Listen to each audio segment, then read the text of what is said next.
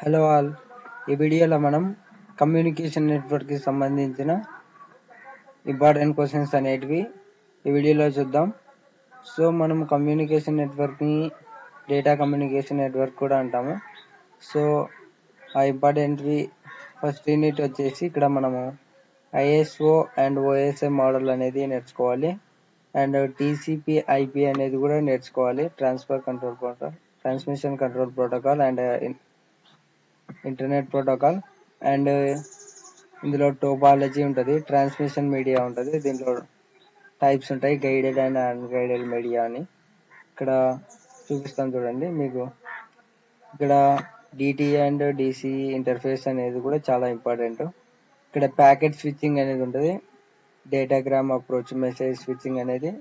దీనిలో డయాగ్రామ్స్ అనేటివి నీట్గా నేర్చుకొని మెయిన్గా ఆ డయాగ్రామ్స్ అనేటివి నేర్చుకుంటే అయిపోతుంది.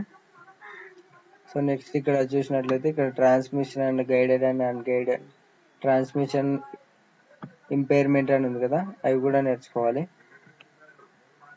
సో మ్యాక్సిమం ఈజీగా మీరు ఇవన్నీ నేర్చుకుంటే ఫస్ట్ యూనిట్ అనేది ఈజీగా రాసేయచ్చు. ఇక్కడ యూనిట్ 2లో వచ్చేసి జస్ట్ ఇక్కడ go back, NRQ and selective repeat, ARQ, STLC, point to point access అని ఉంటుంది ఇక్కడ ఈ క్వశ్చన్.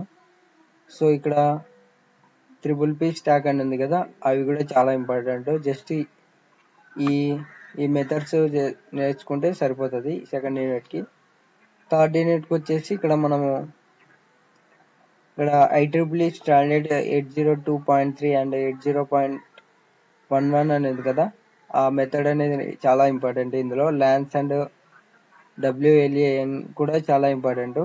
ఇందులో టోకెన్ రింగ్, టోకెన్ బస్ అనేది కూడా ఇంపార్టెంటే. నేను ఈ రెడ్ కలర్ సింబల్లో మీకు హైలైట్ చేశాను కదా, అవి మెయిన్గా ఇంపార్టెంట్ క్వశ్చన్స్.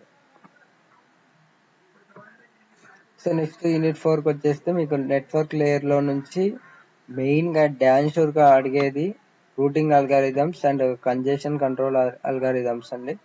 దాని తర్వాత మీకు ఆఫ్టర్ ఇంకో క్వశ్చన్స్ ఏంటంటే నెట్వర్క్ లేయర్ ప్రోటోకాల్స్ నుంచి IPv4 అండ్ ICMP, IPv6 లేదంటే ICMP v6 అనేటివి డాన్షూర్ క్వశ్చన్స్. ఇందులో నుంచి ఏదో ఒకటన్నా అడగవచ్చు.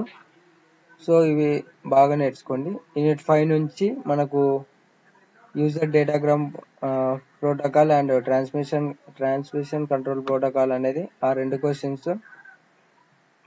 లేదంటే ఇక్కడ అప్లికేషన్ లేయర్ నుంచి ఇక్కడ మనకు జస్ట్ ఇవి ఇంకా simple, HTTP and www.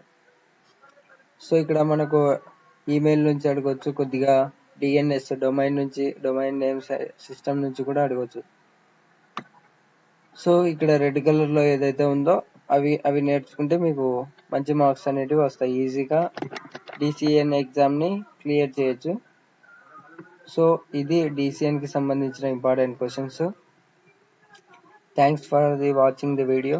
Please subscribe my channel and like and share.